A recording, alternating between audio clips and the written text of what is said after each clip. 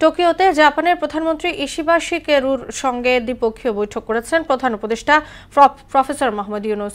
এতে বাংলাদেশের জন্য $1 বিলিয়ন বেশি অনুদানের ঘোষণা সহ 6টি সমঝোতা স্মারক সই হয়। এ সময় রোহিঙ্গা সংকটে বাংলাদেশের ভূমিকা প্রশংসা করেন জাপানের প্রধানমন্ত্রী। এদিকে এক গোলটেবিল আলোচনায় নতুন বাংলাদেশ গড়তে জাপানি কোম্পানিগুলোর সহায়তা এবং আরও বিনিয়োগের আহ্বান জানিয়েছেন প্রধান উপদেষ্টা প্রফেসর ইউনুস।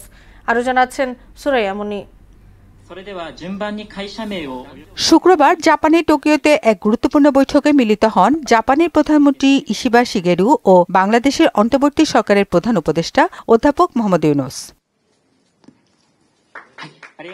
বৈঠকে দীর্ঘমেয়াদী বন্ধুত্ব ও কৌশলগত অংশীদারিত্ব আরও গভীর করার অঙ্গীকার পুনর্ব্যক্ত করেন দুই নেতা। আলোচনায় উঠে আসে ইন্দো প্যাসিফিক অঞ্চলের শান্তি ও স্থিতিশীলতা প্রতিষ্ঠার বিষয়টিও। এ সময় বাংলাদেশের টেকসই উন্নয়ন এবং অবকাঠামো উন্নয়নে জাপানের চলমান সহযোগিতার প্রশংসা করেন অধ্যাপক ইউনুস। জবাবে রোহিঙ্গা সংকটে বাংলাদেশের ভূমিকার ভূয়সী প্রশংসা করেন দেশটির প্রধানমন্ত্রী।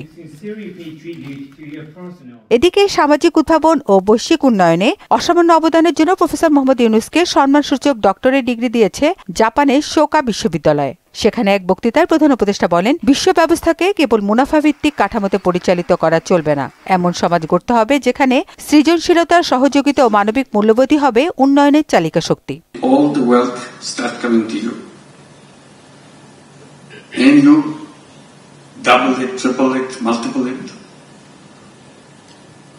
People have less profit, no profit, then. So the continuous force of profit pushes you to get all the wealth to yourself.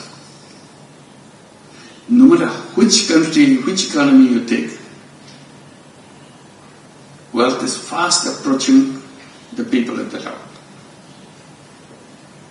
So few people on the top, a few percentage of people in the top, they accumulate all the wealth the nation has.